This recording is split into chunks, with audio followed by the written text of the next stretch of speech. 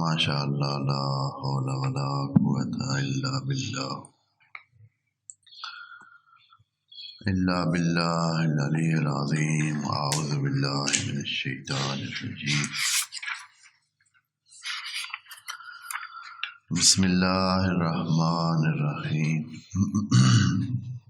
الحمد للہ وکفی والصلاة والسلام علی عبادہ الذین اصطفی. اما بعد رب اشرح لی صدری ویسر لی امری واحلل عقدۃ من لسانی یفقہوا قولی. وقل رب ادخلنی مدخل صدق واخرجنی مخرج صدق واجعل لی من لدنک سلطانا نصیرا. بسم اللہ وباللہ وتوکلت علی اللہ. قال اللہ تبارک و تعالی فی سورۃ البقرہ. وعلیکم السلام. سورۃ البقرہ آیت نمبر 134. بسم اللہ الرحمن الرحیم. تلک امۃ قد خلت لہا ما کسبت ولکم ما کسبتم ولا تسألون عما كانوا يعملون. وقالوا كونوا هودا أو نصارى تهتدوا قل بل ملة إبراهيم حنيفا وما كان من المشركين. قولوا آمنا بالله وما أنزل إلينا وما أنزل إلى إبراهيم وإسماعيل وإسحاق ويعقوب والأسباط وما أوتي موسى وعيسى وما أوتي النبيون من ربهم لا نفرق بين أحد منهم ونحن له مسلمون. صدق اللہ العظیم. آیت نمبر 134 پچھلی آیت کے ساتھ اس طرح مربوط ہے کہ یہود کو اور تمام باقی قرآن پڑھنے والوں کو سننے والوں کو یہ بتایا جا رہا ہے کہ پچھلے انبیاء نے کیا کہا ہے، کیا کارنامے انجام دیے ہیں. بعض اوقات حتیٰ آج کل بھی یہ سوال جوانوں میں اور بعض مختلف قسم کے مطالعات رکھنے والے لوگوں میں یہ پایا جاتا ہے. وعلیکم السلام. کہ قرآن میں پچھلی کتابوں کا بھی ذکر ہے اور پچھلوں کتابوں کی تائید بھی کی گئی ہے. مصدقا لما معہم کا لفظ بھی آیا ہے کہ پچھلی کتابوں کی قرآن تائید کرتا ہے. اور اس کا مطلب تو یہ بنتا ہے کہ وہ بھی ٹھیک ہیں، یہ بھی ٹھیک ہے. جو تورات پہ عمل کرے وہ بھی ٹھیک ہے، جو انجیل پہ عمل کرے وہ بھی ٹھیک ہے، جو قرآن پہ عمل کرے وہ بھی ٹھیک ہے. کیونکہ قرآن میں تو ہے مصدقا لما معہم کہ جو ان کے پاس پہلے سے موجود ہے اس کی تصدیق کرتا ہے. تو اس میں کوئی شک نہیں ہے کہ قرآن ان کتابوں کی تصدیق کرتا ہے، اس میں کوئی شک نہیں ہے. خود قرآن جو کہہ رہا ہے، لیکن یہ ہے کہ ان کتابوں میں جو کچھ ہے وہ کیا ہے، یہ بات مہم ہے. ان کتابوں میں وہی باتیں ہیں جو یہ ابھی ہمارے سامنے خدا کریم رکھ رہا ہے اور وضاحت کر رہا ہے. قرآن سارے کا سارا ہی سچا ہے، وہ بات بھی ٹھیک ہے، یہ بات بھی ٹھیک ہے کہ ان کتابوں میں جو چیزیں درج تھیں وہ یہی ہیں جو ادھر ابھی لکھی ہوئی ہیں، جیسے کہ ابھی جناب ابراہیم کی وصیت ذکر کی ہے، جناب یعقوب کی ذکر کی ہے، پھر جناب یعقوب کے آخری وقت میں موت کے قریب اپنے بیٹوں کو بلا کر وہ بات پوچھنا، اعتراف لینا ان کا کہ بھائی آپ کس کی عبادت کریں گے میرے بعد، تو انہوں نے جواب دیا کہ ہم تیرے ہی آبا کے اللہ کی الہ کی ہم عبادت کریں گے اور اسی کے بندے بن کے رہیں گے اور ہم اسی کے ہی تسلیم شدہ رہیں گے۔ یہ باتیں تفصیل ہیں اسی تصدیق اللہ کی کہ جس کی اللہ تعالی تصدیق کر رہا ہے پچھلی کتابوں میں، وہ یہی ہیں۔ آج کل بعض لوگوں نے کے ذہن میں مختلف قسم کے ایسے سوالات اور اس طرح کے وہ اپنی طرف سے بڑے پیچیدہ کر کے سوالات بنا کر جو ہے وہ سامنے لانے کی کوشش کر رہے ہیں کہ جیسے بہت ہی نئی کوئی بات لے آئے ہیں۔ قرآن پہلے ہی اس کا ذکر کر چکا ہے، وہ تائید کرتا ہے ان کتابوں کی اور ان اصلی کتابوں کی، اور ان اصلی کتابوں میں جو کچھ موجود ہے اس میں یہی موجود تھا کہ آخر الزمان میں جو نبی آنا ہے اسی کی ہی ماننی ہے، اسی کے قرآن پر عمل کرنا ہے اور اسی شریعت پر عمل کرنا ہے، پہلے سے بتا دیا گیا ہے۔ پس ان کتابوں میں بھی جو چیز ہے وہ یہی ہے جو کوئی قرآن میں موجود ہے۔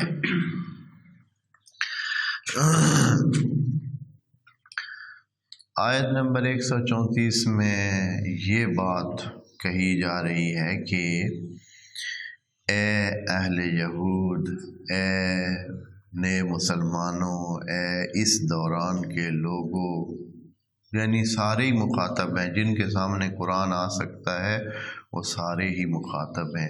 ان کو کہا جا رہا ہے کہ پچھلی امتوں کے اچھے یا برے کارنامے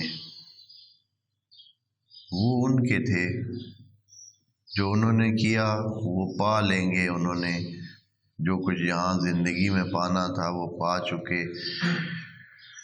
جو کچھ زندگی میں انہوں نے کمایا تھا وہ کما لیا، وہ کھا لیا، وہ استعمال کرنا تھا کر لیا، جو انہوں نے کسب و کار کرنی تھی وہ کر لی، ختم ہو گئی، وہ فائل ان کی ہے، وہ ان کے ساتھ چلی جائے گی۔ اب آپ جو کچھ کر رہے ہیں یہ آپ کا کارنامہ ہے، آپ کا کام ہے، آپ کی کسب و کار ہے، آپ کو اس کا فائدہ نقصان ملے گا۔ یہ کہ پچھلوں کی اچھائیاں آپ تک نہیں پہنچیں گی کہ آپ کہیں کہ میرے دادا فلاں تھے یا میرے بابا فلاں تھے، یا جیسے پہلے ایک مشہور قول محاورہ ہے ہمارے اردو میں، چلتا اردو میں ہے فارسی کا محاورہ کہ پدرم سلطان بود، ہاں جی آپ کون ہیں جی؟ تو وہ کہتا ہے کہ میرے بابا جو ہے وہ بادشاہ تھے۔ بھائی تیرے بابا بادشاہ تھے، اب تو کون ہے؟ ہاں جی تیری بات ہو رہی ہے، تیرے بابا اور دادا کی بات نہیں ہو رہی ہے۔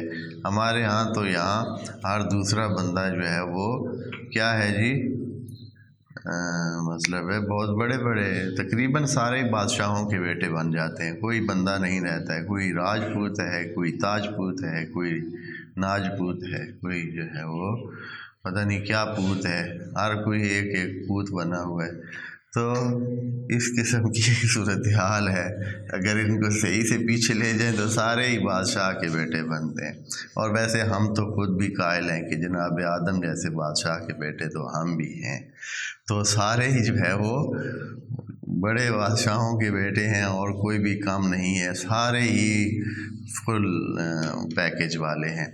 تو بہرحال یہ اللہ کی طرف سے اس آیت میں یہ بات کہی جا رہی ہے کہ وہ جو پچھلوں نے کیا وہ ان کا تھا، وہ کھا پی گئے، ہٹا گئے، ختم ہو گئی بات، وہ لے گئے اپنا ساتھ جو ان کے تھا۔ اب جو آپ کو ملنا ہے ان سے کچھ بھی آپ کو نہیں ملنا ہے، نہ برا نہ اچھا۔ اگر انہوں نے اچھا کیا تھا تو وہ بھی ان کیا، اور آپ جو اچھا کریں گے تو آپ کا، اگر آپ برا کریں گے تو آپ کو برا نصیب ہوگا۔ اگر انہوں نے کوئی برا کیا تھا تو وہ ان کا نصیب۔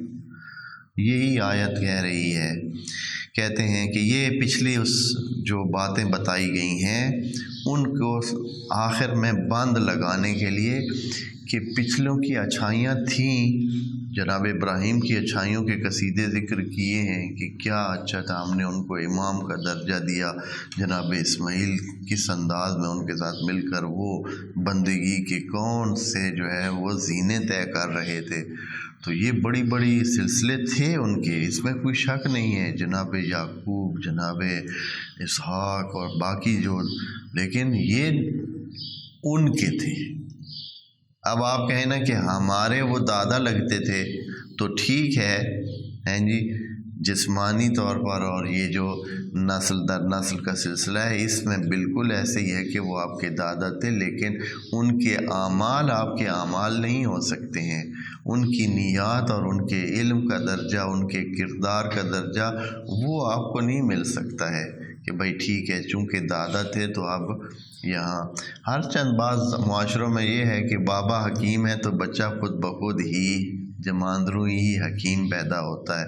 یہ ادھر کچھ ایسے چل رہا ہے لیکن ایسے ہے نہیں، حقیقت میں کردار وہ اس طرح شفٹ نہیں ہوتا ہے، کردار کو دوبارہ بنانا پڑتا ہے اور شفٹ کرنا پڑتا ہے باقاعدہ عمل کے ساتھ اور پریکٹس کے ساتھ۔ خود بخود علم جو ہے وہ یا کردار یا اچھائیاں جو روحی اچھائیاں ہوتی ہیں وہ ادھر منتقل نہیں ہوتی ہیں۔ اگر ایسا ہوتا تو بہت ہی اچھا ہو جاتا، اور اب جو ہے جن کے باپ دادا عالم تھے تو ان کی اولاد کبھی جاہل نہ ہوتی، لیکن عموماً یہ دیکھا گیا ہے کہ بہت سارے ایسے فیملیز ہیں جن کے باپ دادا بڑے بڑے مفکر اور سائنسدان اور عالم اور دانشور تھے، لیکن ان کی اولاد بالکل نادان اور لا علم اور جہالت کے ورطے میں جا رہی ہے۔ تو بہرحال اللہ تعالیٰ کا ایک پکا فارمولہ ہے، تلک امتن، وہ تھی ایک امت۔ امت کا معنی کا عرض کیا ہے کہ یعنی افراد جو کسی ایک راستے پہ چل رہے ہوں، ایک خاص قسم کی کسی لڑی میں پروئے ہوئے ہوں، چاہے وہ جغرافیائی لڑی ہو، چاہے قومی لڑی ہو، چاہے مذہبی ہو، تو کچھ افراد اگر اکٹھے ایک خاص قسم کی نہج پہ چل رہے ہیں یا موجود ہیں تو وہ ایک امت ہوتی ہے۔ اور اگر کسی ایک بندہ کا ہی ایسا سلسلہ ہو کہ اس کا راستہ اتنا مہم ہو، اس کا کام اتنا مہم ہو کہ وہ دوسروں کے ساتھ کھڑے ہونے کی صلاحیت رکھتا ہو، خود وہ ایک شخص بھی پوری امت بن سکتا ہے، جیسے کہ جناب ابراہیم کے بارے میں ہے کہ وہ قرآن میں ان کو پوری امت کہا گیا ہے۔ جناب ابراہیم کو اکیلے میں ایک جناب ابراہیم کو کہا گیا کہ کانا امتن، پوری امت تھے، اس لیول کا ان کا کارنامہ ہے، اتنا بڑا کارنامہ ہے۔ تو تلک امتن قد خلت، گزر گئی، ختم ہو گئی، خالی کر گئی، خلت یعنی خالی کر گئی اور گزر گئی۔ اب اس کا آپ کے ساتھ کیا لینا دینا؟ لہا ما کسبت، جو انہوں نے کسب کیا، جو انہوں نے حاصل کیا، جو پایا، جو کارنامہ انجام دیا، جو عمل کیا، وہ ان کا تھا، ختم شد۔ ہم کیا کریں جو اب ہیں؟ فرماتے ہیں وَلَكُمْ مَا كَسَبْتُمْ، اور آپ کا ہوگا وہ جو آپ کسب کریں گے، جو آپ نکالیں گے، جو آپ کمائی کریں گے، آپ کی وہی ہوگی۔ پھر ایک سوال یہ پیدا ہوتا ہے کہ ان کے گناہ اگر وہ غلط کر گئے ہیں تو پھر فرماتا ہے صرف یہ نہیں کہ اچھائیاں ان کی آپ کی طرف نہیں آتی ہیں، ساتھ ہی آپ کو یہ بھی بتا دیں کہ ان کی کوئی برائی بھی آپ کی طرف شفٹ نہیں ہوگی۔ وَلَا تُسْأَلُونَ عَمَّا كَانُوا يَعْمَلُونَ، ان کے کیے دھرے کا آپ نے جواب نہیں دینا ہے۔ کوئی یہ نہ سمجھے کہ او میرا باپ تو جناب بڑا ہی یہ وہ فلاں کر گیا ہے، اب میرا کیا بنے گا۔ ہاں، دادا جی جو ہے وہ بڑے فلاں اس طرح کے سلسلے کر گئے ہیں، خرابیاں کر گئے ہیں۔ اب اللہ آپ سے ان کے کارناموں کا نہیں پوچھے گا کہ بھئی وہ تیرے دادا نے یوں کیا تھا، ادھر آنا ذرا۔ ہاں، یہ دنیا کے قوانین میں ممکن ہے کوئی قانون ایسا نکل آئے کہ کسی کے پچھلوں کی جو ہے وجہ سے کچھ ایسے سلسلے آگے شفٹ ہو جائیں، حالانکہ یہاں بھی تقریباً قوانین پورے جہان میں جو بنے ہوئے ہیں وہ اسی طرح ہیں کہ کسی کے جرم کی سزا اس کی اولاد کو نہیں دی جاتی ہے، نہیں پوچھا جاتا ہے۔ اگر کوئی مجرم تھا، مثلا اگر کوئی قاتل تھا، فرض کریں خدا نخواستہ، تو اب جو ہے وہ اگر تھا اور اگر اس کو اپنے ٹائم پہ سزا مل گئی ہے ٹھیک ہے، نہیں مل گئی تو اب یہ کہ اس کی اولاد کو تو نہیں پوچھ سکتا ہے کوئی قانون کہ بھائی تیرے دادا نے مثلا اتنے قتل کیے تھے۔ قانون نہیں پوچھتے ہیں، قانون میں تقریباً تمام جہان کے ایسے ہی ہے کہ کوئی بند۔ اسی طرح عقلانی ذہن کے مطابق خدا کریم بھی یہی ہے کہ پچھلوں کے غلط کارنامے، غلط کام جو ہے وہ ان کے ذمہ دار ہم نہیں ہیں۔ بس جب غلط کے ذمہ دار نہیں ہیں تو ان کی اچھائیاں بھی، یہ خود ایک جواب ہے اس بات کا، یعنی سمجھانے کے لیے کہ اگر آپ یہ کہ ان کے غلط کارناموں کے ذمہ دار نہیں ہیں تو پھر ان کی اچھائیوں کے دعوے دار آپ کیسے بن سکتے ہیں، وارث کیسے بن سکتے ہیں؟ انہوں نے اچھا کیا تو وہ خود لے جائیں گے۔ بس یہود کے اس زعم باطل کو آخری یعنی ایک بہت بڑا جھٹکا یہ دیا کہ بھائی آپ اپنا دھیان کریں، ان کی وجہ سے آپ کو کچھ ملنے والا نہیں ہے، کیونکہ وہ سارا ان کا جو زور ہے وہ اسی بات پر ہے کہ ہم کیا ہیں، اولاد ہیں انبیاء کی اور انبیاء کی لڑی سے ہیں۔ اور یہ درس ہے امت اسلامی کے لیے۔ امت اسلامی میں بھی بعض ایسے گروہ موجود ہیں اپنی نادانی کی وجہ سے، اور یہ بالکل وہی سوچ ہے جو یہود کی تھی وہ امت اسلامی میں در آئی ہے، اور یہاں بھی ایک طبقہ موجود ہے جو اسی طرح کے زعم میں مبتلا ہے، اور قرآن اس سے بری ہے۔ اللہ بالکل دو ٹوک انداز میں کہہ رہا ہے کہ ان کا کارنامہ ان کے لیے تھا، اس کا آپ کو ملنے والا کچھ بھی نہیں ہے۔ اور لیکن یہ ہے کہ بس اپنے اس خیالی دنیا میں یا اپنے اس زعم باطل میں لگے ہوئے ہیں لوگ، اور لگے ہوئے ہیں، اور اس طرح کیا کوئی ان کے ساتھ بات کرے تو آگے سے وہ بڑی ہی اپنی طرف سے دلائل کا۔ قرآن کی طرف آئیں تو بہت دو ٹوک انداز میں یہ بات واضح ہے کہ پچھلوں کا کیا ہوا کوئی بھی اچھا کارنامہ ان کو ملنے والا نہیں ہے۔ اس کے بعد تھوڑا سا جو ہے بات کو خدا کریم پھر تبدیل کرتا ہے۔ جناب ابراہیم کی بات کی ہے کافی ساری آیات میں، بہت بلندی پہ ان کا ذکر کیا ہے، اور ایک اچھا فرما بردار اور نیک اور صالح انسان ہمارے سامنے پیش کیا۔ دوبارہ پلٹتے ہیں بنو اسرائیل کی طرف۔ بنو اسرائیل کا کہنا یہ بھی ہے کہ ہم نبی کی اولاد ہونے کی وجہ سے، جناب ابراہیم کی اولاد ہونے کی وجہ سے اور جناب یعقوب کی اولاد ہونے کی وجہ سے ہم یہودی بن گئے، اور نصرانی کہتے ہیں کہ ہم جناب عیسیٰ کو ماننے والے ہیں اور ہم عیسائی بن گئے ہیں۔ تو اب جب وہ بلاتے ہیں، اب جب عیسائی تو بن گئے لیکن عیسائیت میں اور یہودیت میں انہوں نے جناب ابراہیم کی تعلیمات اور جناب یعقوب کی تعلیمات کو تو چھوڑ رکھا ہے، عیسائیوں نے جناب عیسیٰ کی اصلی تعلیمات کو چھوڑ رکھا ہے اور اپنی مرضی کی تعلیمات شامل کر رکھی ہیں، جیسے کہ ابھی مسلمانوں میں بھی ایسے ہی ہے۔ جو قرآن کی تعلیمات ہیں وہ ذرا تھوڑی سی مختلف ہیں، اور جو مسلمانوں کا عمل اور بہت ساری بیان شدہ چیزیں ہیں وہ مختلف ہیں۔ یعنی اس میں کوئی یہ اب کسی کے سامنے چھپانے والی بات نہیں ہے کہ مسلمانوں کا عمل قرآن کے مطابق نہیں ہے، ہیں جی، جیسے کہ اقبال نے بھی کہا ہے کہ تم رسوا ہوئے ہو قرآن کو چھوڑ کر، یعنی دوسرے تو ترقی کر گئے ہیں، اچھے منازل پہ پہنچ گئے ہیں، قرآن کی دی ہوئی تعلیمات پر عمل کر کے مغرب والے کہاں سے کہاں پہنچ گئے ہیں، اور تم رسوا ہوئے ہو تارک قرآن بن کر، قرآن کو ترک کر دیا۔ مسلمان تقریباً ترک کر چکے ہیں اور قرآن پہ عمل کرنے والی کہانی نہیں ہے، اور اپنی مرضی کی شریعت چل رہی ہے تقریباً بہت ساری جگہ پر۔ تو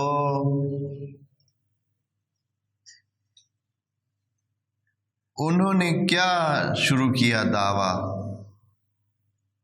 کہ ہم جناب ابراہیم کی اور جناب عیسیٰ کے ماننے والے ہیں، ہم یہودی ہیں، ہم نصرانی ہیں، تو اگر کسی نے فلاح پانی ہے، جنت جانا ہے، اللہ کا قرب حاصل کرنا ہے، تو اس کا یہ طریقہ ہے کہ یا تو وہ نصرانی بن جائے یا پھر یہودی دین کی طرف آ جائے۔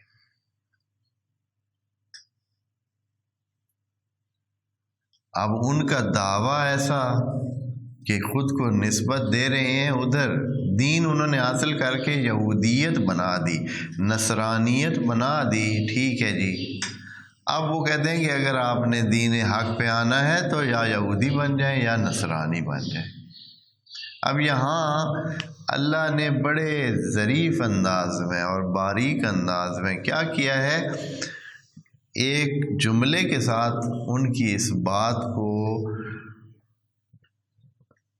غلط قرار دیا ہے، اور وہ اس طرح کہ آپ اگر دعوت دیتے ہیں دین کی تو دین کی دعوت دیں، دین تو تھا ملت ابراہیم، آپ اگر ملت ابراہیم کی بات کریں تو بات ٹھیک ہے، لیکن آپ اگر کہیں یہودیت اور نصرانیت تو یہ کہانی غلط ہے۔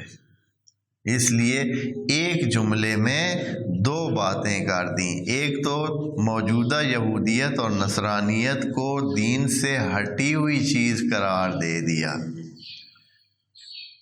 اور ساتھ ہی دعوت دے دی کہ ہاں اگر کوئی حقیقتاً جناب ابراہیم کا پیروکار بننا چاہے تو بسم اللہ، اب بھی ٹھیک ہے۔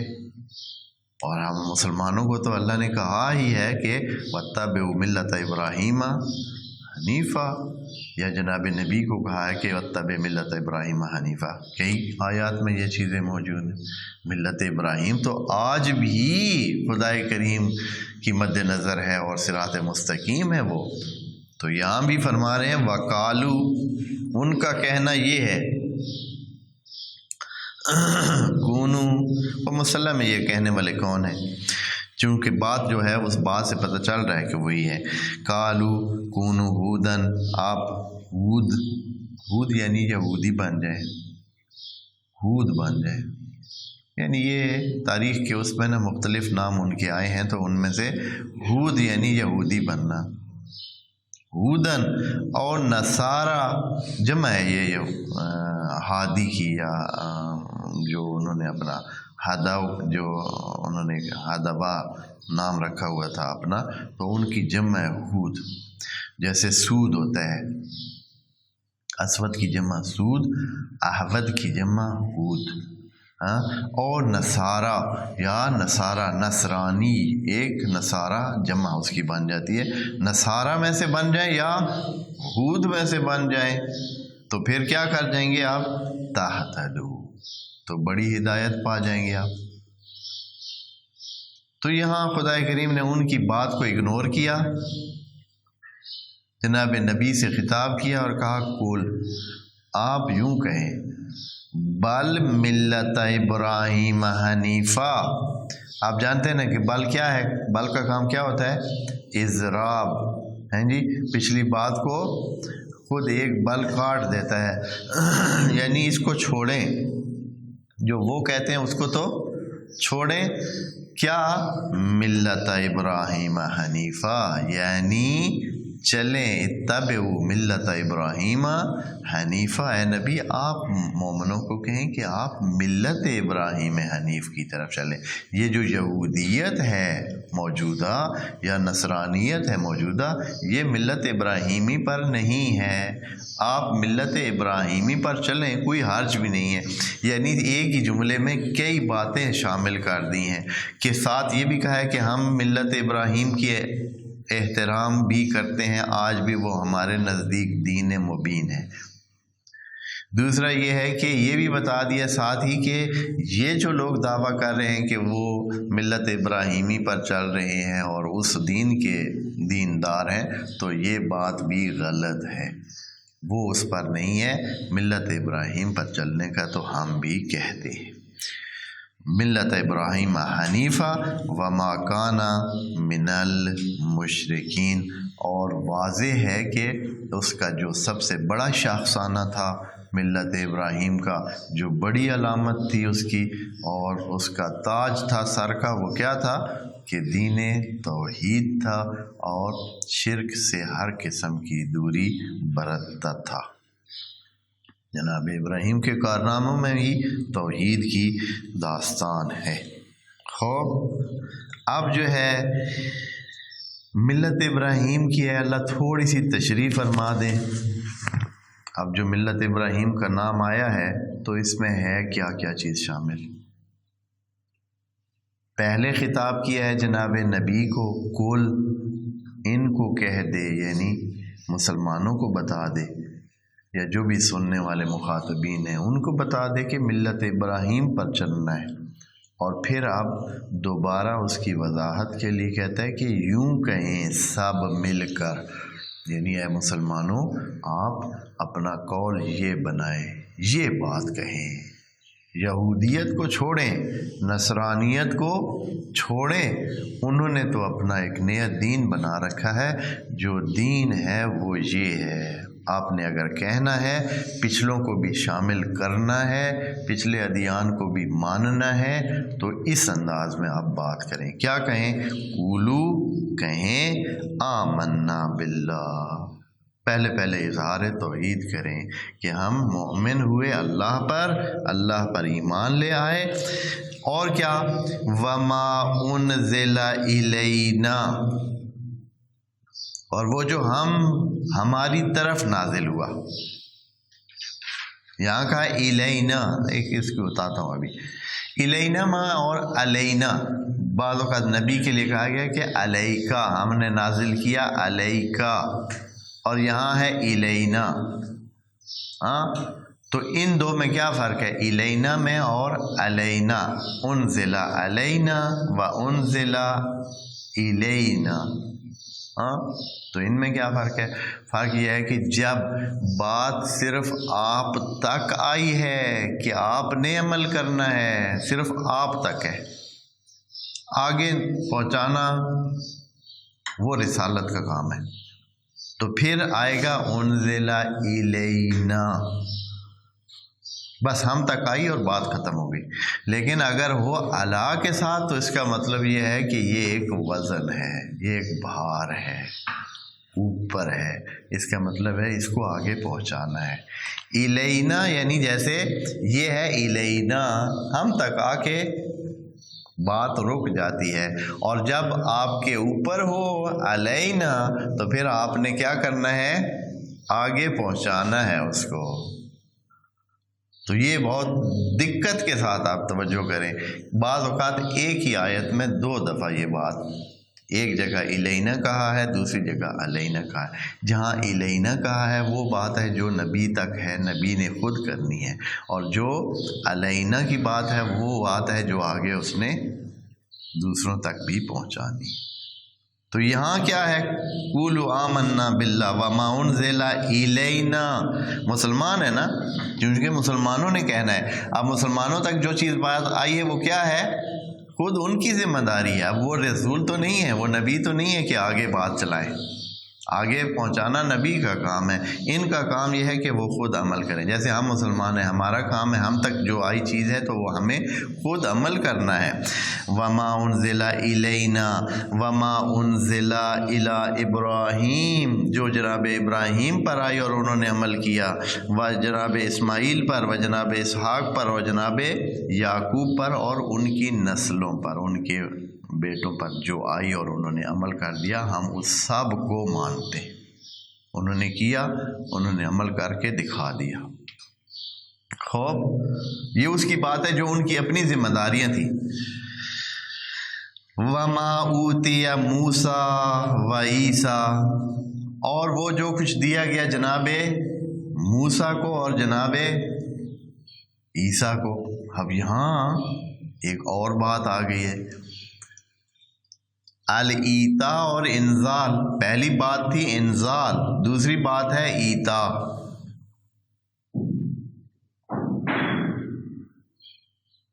پہلی بات تھی انزال، دوسری میں جناب عیسیٰ اور جناب موسیٰ کے لیے کہا ایتاء۔ ان میں کیا فرق ہے؟ اور یہ بھی ایک فرق ہے، حالانکہ یہاں انہوں نے تو جو روٹین کے مفسرین ہیں وہ ان چیزوں کی طرف جاتے ہی نہیں ہیں اور ان کا کام بھی نہیں ہے۔ بہرحال یہ تھوڑی دقتیں ہیں، تھوڑی توجہ والی باتیں ہیں۔ جناب موسیٰ اور جناب عیسیٰ، ان کو جو چیزیں دی گئیں، اب ان کو کیا دیے گئے جی؟ ان کی نبوت کے اس بات کے لیے ان کو معجزات دیے گئے۔ ان پر معجزات نازل نہیں کیے گئے۔ جناب موسیٰ کو کیا دیا گیا؟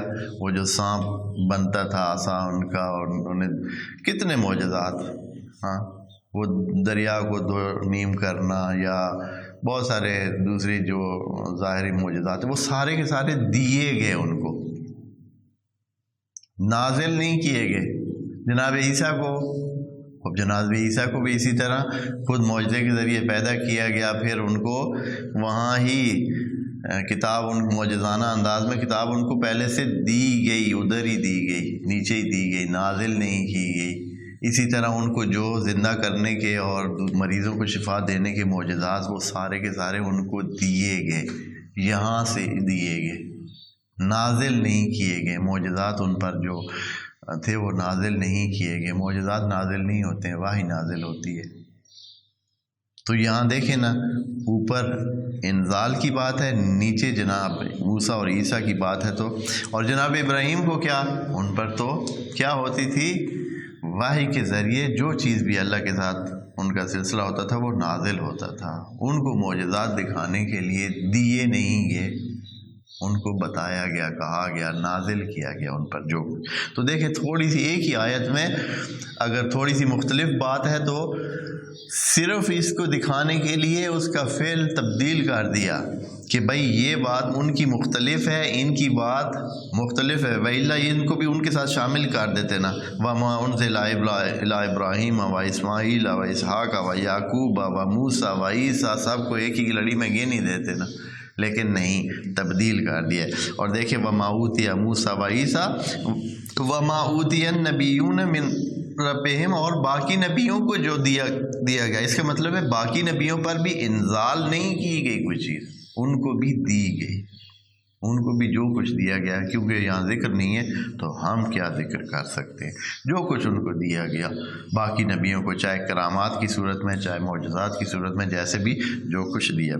تو فرماتے ہیں لا نفرق بین احد منہم، ہمارے نزدیک نبیوں میں کوئی فرق نہیں ہے۔ یہ جو انبیاء آئے ہیں ان میں ہمارے نزدیک کوئی فرق نہیں ہے، ہم سب کو مانتے ہیں، سب پر ایمان رکھتے ہیں۔ پس یہود و نصارہ کے اس جو انہوں نے ایک بنایا ہوا تھا کہ یہ نبیوں کو یا ہمارے اس کو نہیں مان رہے ہیں، تو ایسی بات نہیں، ماننے کی بات بھی آ گئی، لیکن ماننا کتنا ہے؟ اتنا ماننا ہے کہ وہ اس وقت نبی تھے اور ٹھیک تھے، ان کا راستہ بھی ٹھیک تھا اور ان کا راستہ آج بھی اپنانے کے قابل ہے، اور ملت ابراہیم پہ چلنے میں کوئی حرج نہیں ہے، بلکہ ترغیب یہی ہے کہ سب کس پر چلیں؟ ملت ابراہیم پر چلیں۔ لا نفرق بین احد منہم ونحن لہ مسلمون، اور اے مومنو اعتراف کریں کہ ہم سارے اللہ کے سامنے کیا ہیں؟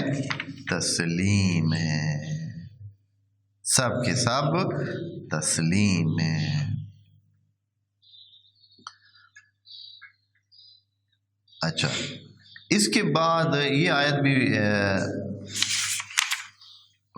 پڑھ لیتے ہیں کیونکہ یہ اسی کے ساتھ ہی ہے، پچھلی آیت کے ساتھ بالکل جڑواں آیت ہے۔ تو اب دعویٰ کیا تھا انہوں نے، یہود نے اور نصارہ نے، کہ آپ نے اگر ٹھیک دین پہ جانا ہے تو یہودی بن جائیں یا نصرانی بن جائیں۔ یہاں خدا کریم ان کے جواب میں یوں فرماتا ہے کہ اگر یہ پچھلی آیت میں جو بات ہم نے کہی ہے یہ بات آپ مان لیں تو صحیح دین یہ ہے۔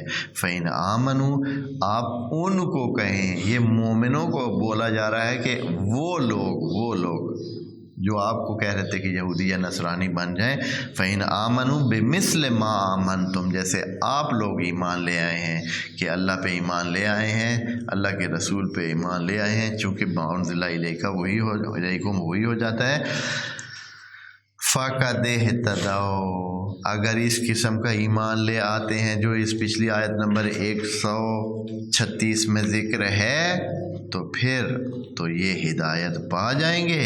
وَإِن تَوَلَّوْا، اگر انہوں نے رخ موڑا اور نہ مانی بات، فَإِنَّمَا هُمْ فِي شِقَاقٍ، پس بے شک وہ کسی دین پر نہیں ہے، وہ شقاق میں ہے، یعنی یہ ہے کہ وہ حتیٰ دین ابراہیمی پر بھی نہیں ہیں، وہ دین پر آنا ہی نہیں چاہتے ہیں، وہ ایک علیحدہ دھڑا ہے۔ شقاق یعنی جو ٹوٹا ہوا دھڑا، وہ ایک ٹوٹا ہوا ٹکڑا ہے، وہ دین کے ساتھ ان کا تعلق ہی نہیں ہے، دین سے وہ جدا ہیں، دین کا حصہ نہیں ہے وہ۔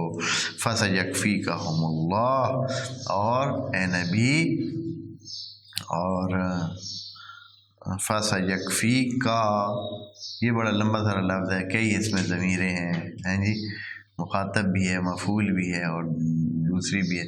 فَسَيَكْفِيكَ، کہ اللہ کافی رہے گا تیرے لیے، ہم ان کے حوالے سے اللہ تمہیں کفایت کرے گا، یعنی کوئی بے فکر ہو جاؤ، یہ آپ کا کچھ بھی بگاڑ نہیں سکیں گے، اپنے کاموں میں لگے رہنے دیں ان کو۔ فَسَيَكْفِيكَهُمُ اللَّهُ وَهُوَ السَّمِيعُ الْعَلِيمُ، اور اللہ ہی تو سمیع علیم ہے۔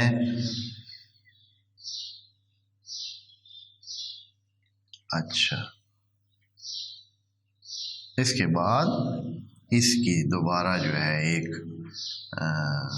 اس کو ایک دوسرے زاویے سے بیان فرما رہے ہیں، جو کہ ہم انشاءاللہ اگلے سیشن میں عرض کریں گے۔ والسلام علیکم ورحمۃ اللہ وبرکاتہ۔